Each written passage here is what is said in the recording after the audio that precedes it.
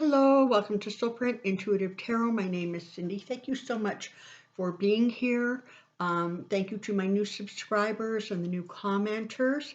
The thumbs up, the views, all of it is really, really appreciated. So thank you. And of course, to my established ones, so grateful you're here. You know I adore you. So you're going to be seeing this on Wednesday, June 8th, but I'm recording it on Tuesday afternoon. For those of you who might be new to my channel, I encourage you to hit the notification bell beside subscribe because I release videos on Tuesday morning or sometimes Tuesday and on Friday, and then the crystal readings come out on Saturday. But it is not uncommon for me to release another video somewhere during the week if something sort of, inspires me.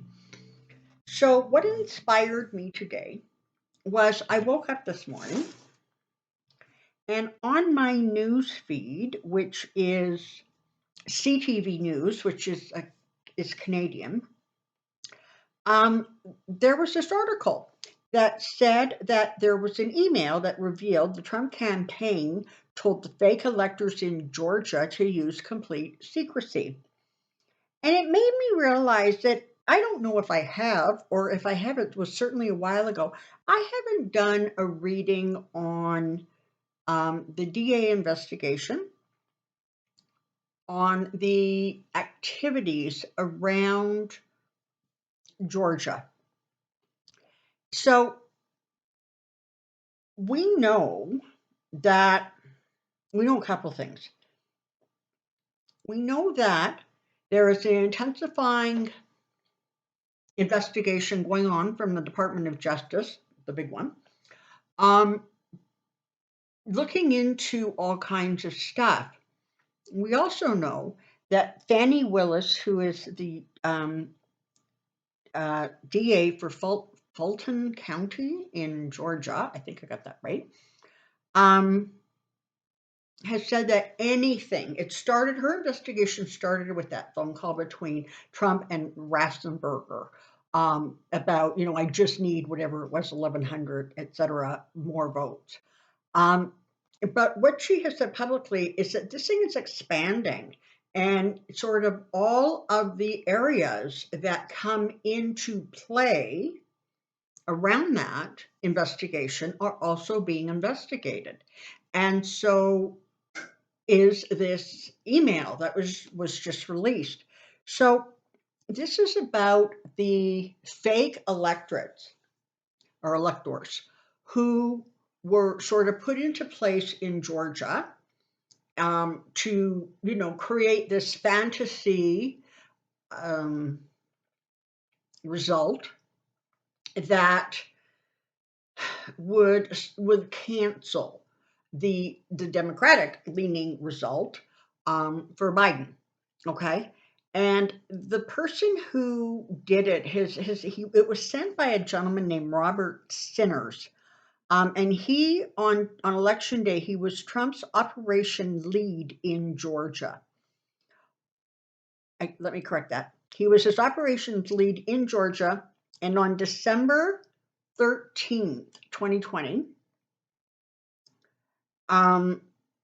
there was an email that went out, and this was like, they're saying 18 hours before a group of alternate electors gathered in the Georgia state capitol.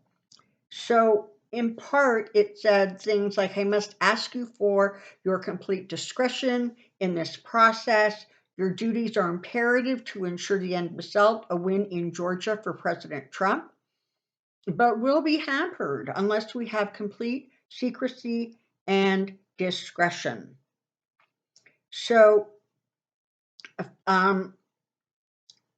DA Willis has seated her own grand jury, and they're investigating everything connected to Trump's attempt to overturn Georgia. But this feels very much like, a lot of the stuff was sort of really coming from Trump campaign. in terms of what they wanted to have happen. Now, apparently, Mr. Sinner has sort of had um, a moment of clarity, I guess. And he, says now that he sees the situation very, very differently now. Um, you know, and so that's a good thing. But, even though it feels like it's been dragging and dragging, you have investigations going on with Department of Justices, I guess, in different states. You have the overarching one from the US Department of Justice.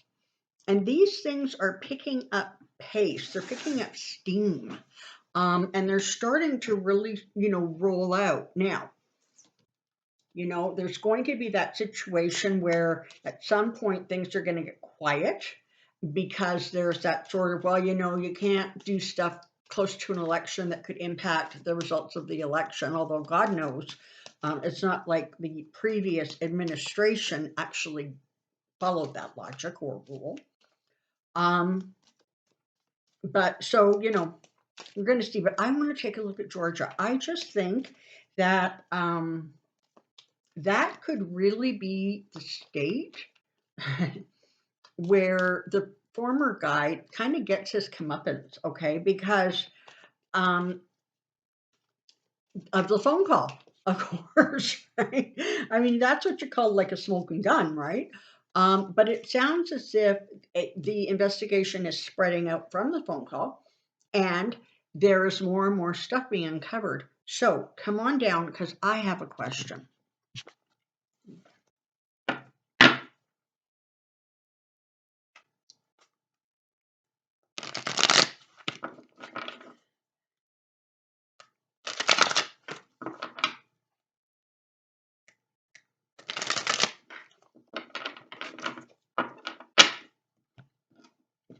Okay, here we go.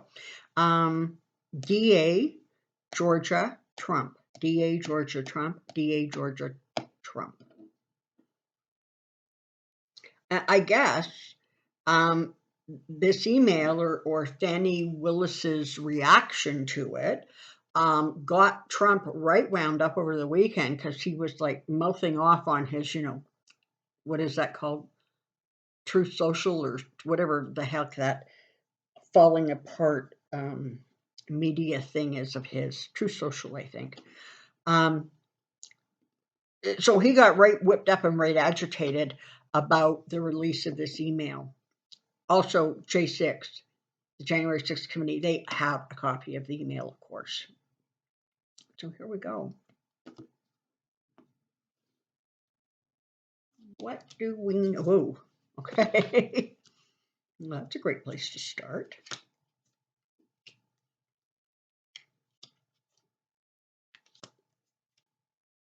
Okay. Let's start. So the tower at the beginning really is an indicator that is the intention. The intention is to bring this investigation against the Trump campaign and the former guy in an attempt to literally bring it down, okay? They're not fooling around in Georgia. They're just not. The DA's office is literally looking to set the standard at its highest level. Okay, they're not going to be satisfied with a couple of wrist slaps. Okay, she is sort of literally living up to the oath that she took. Okay, as are the people working around her and with her. So they have been doing a deep dive, I think, for a while now, And interestingly, I do believe that there's more investigations or more tangents of investigations that are just now kicking up. And so that's really interesting too. Like we kind of think, oh my God, this needs to be over already. But I gather from an investigator's point of view, some of this stuff is just starting. Okay, so that's really interesting.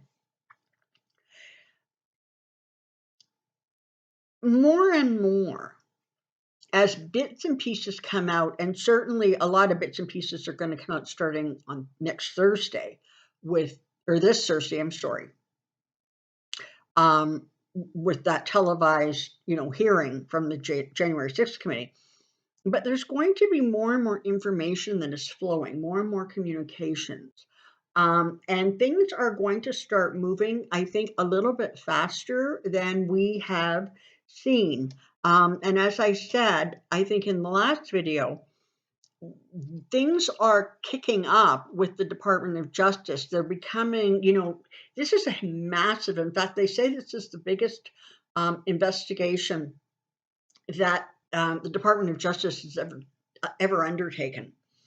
And so you can see why they're kind of moving carefully and slowly. But they're moving forward, and I think that's something we need to sort of remember. I know it feels like it's taking much longer to get to the finish line than any of us had hoped, but the finish line is going to bring the results that we want, frankly. So I just made quick notes about what they're looking at. So they're looking at she says that she has criminal evidence or evidence of criminal intent in relation to the election and what they were doing there. They're investigating the phone call.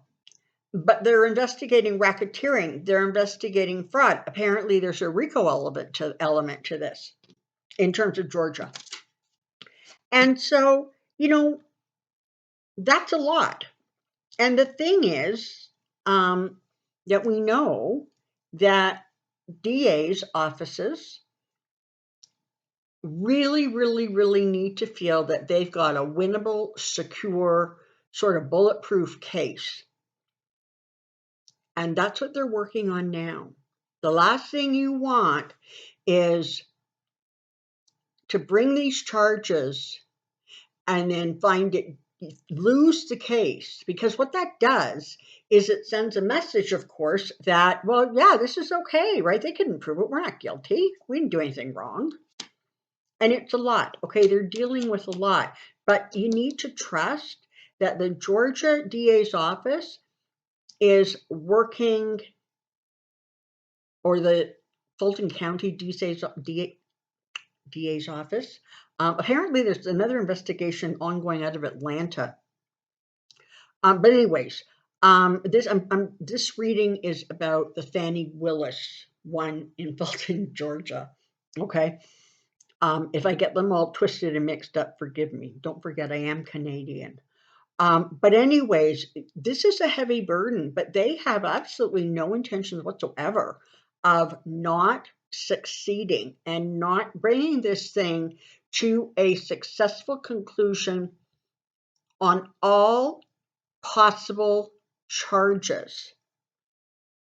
Remember that, on all possible charges. That's what she's aiming for.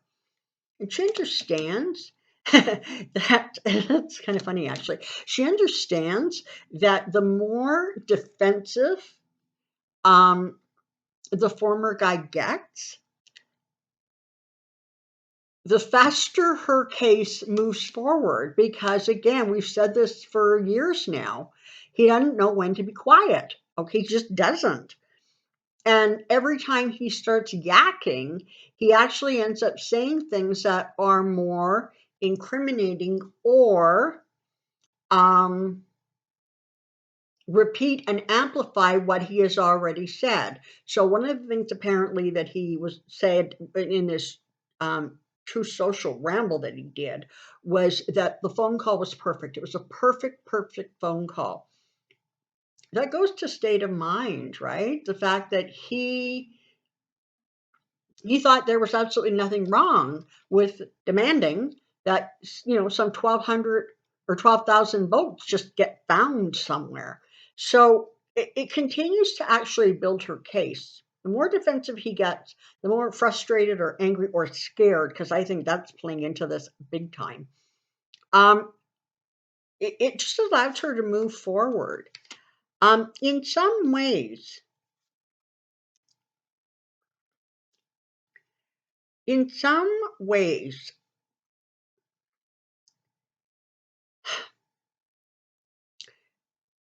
Trump can't see his way forward, I think is the way I want to say it. It's like everybody around him keeps telling him to calm down, to settle down, whatever. He's not about that life, let me tell you. But so he lashes out, but it's indiscriminate because he can't focus sort of on a target, right? Like, who's coming after him? Is it the January 6th committee? Is it the U.S. Department of Justice? Is it Atlanta? Is it Georgia? Is it New York? Where apparently the intention is to sort of wipe the Trump corporation off the face of the earth. Like, it's just coming at him from so many directions that he can't find sort of any real clarity in order to figure out where to attack or who to attack or how to attack. And so that's where you get these crazy ramblings and this erratic behavior, etc.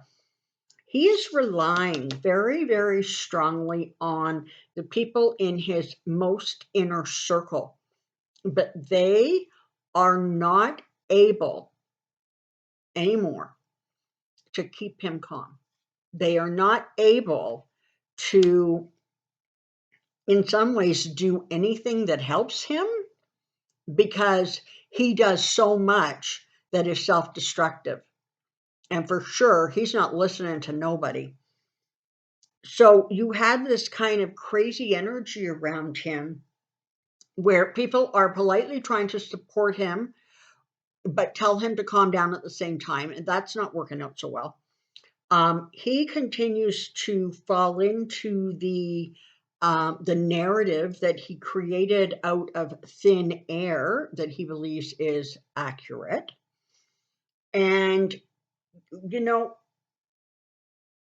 he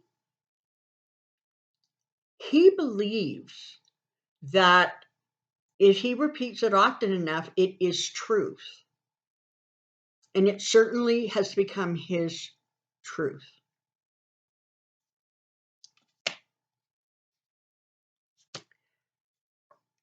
Yeah.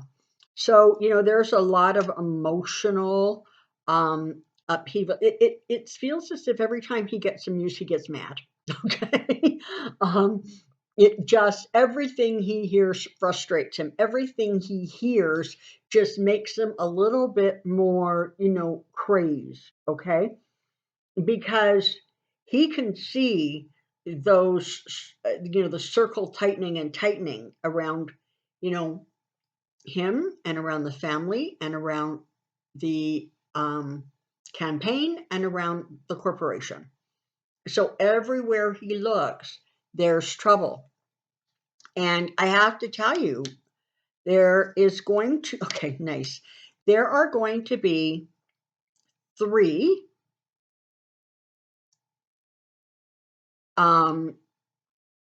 I want to say DA office investigations that are going to lead to criminal charges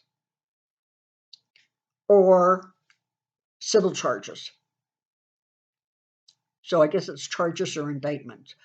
But make no mistake, the law is kind of coming after him, and he is starting to feel it closing in on him. But it looks like there are 3 specific sort of, and at this point, they feel sort of separate investigations that are going to cause him significant and serious trouble.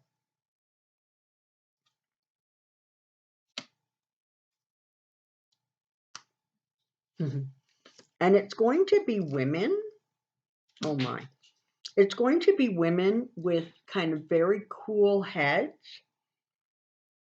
smart, successful women with cool heads who aggravate him the most. They are the ones who get him really riled up because he's such a misogynist that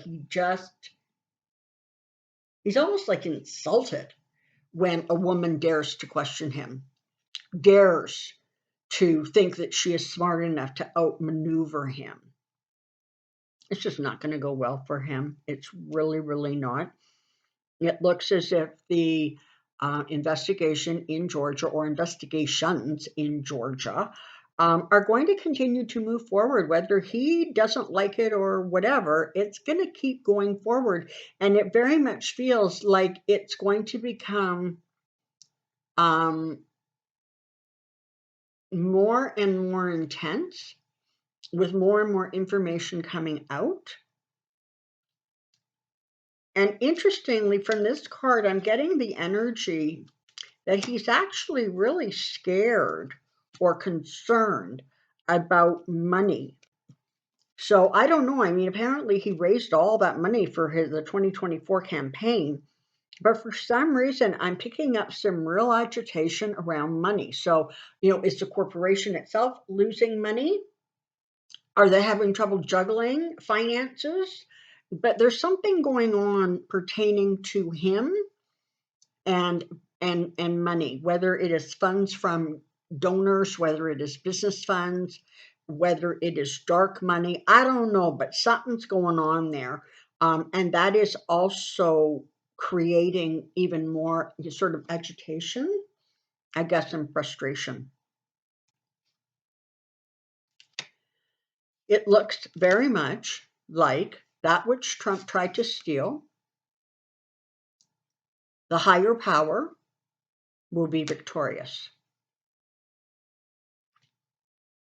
So I think we're going to leave it there because that's sort of a nice place to end the reading. So it looks like things are going to continue to heat up. It looks like the summer is going to be um, a little hot for some people, but I do want to caution you that I don't think some of this stuff is going to be wrapped up before the midterms. Some of it will, but I think some of it isn't going to. But focus on this. Everything needs to be resolved by 2024, 2023, no, 2024. So that he doesn't end up taking office in 2025. So even though we are all a little fatigued over this whole situation, et cetera, there is time, okay? Like, don't sort of fall into a state of panic. Yes, the midterms are coming up, and yes, the midterms are important. But you got to remember that the 2024 election is when not only are you voting for a president for the White House, but that's also when Democratic senators, there's more Democratic senators looking to be elected or reelected than there are Republicans. So keep that in mind that as insane as things are and as bad as they are, even if it looks like they're getting worse, there really is that great big shining light at the end of the tunnel. You guys are going to make it there. And there's going to be a lot of stuff that ends up being corrected, being written into law as a result of this. And let's not forget, those dinosaurs who are hanging on to those old, antiquated ideas, they too are going to continue to leave in whatever way that means. Okay. thank you for being here. As long as the world doesn't implode, I should be back on Friday morning. Continue to take good care. Stay safe. Be well. I'll see you soon. Bye bye.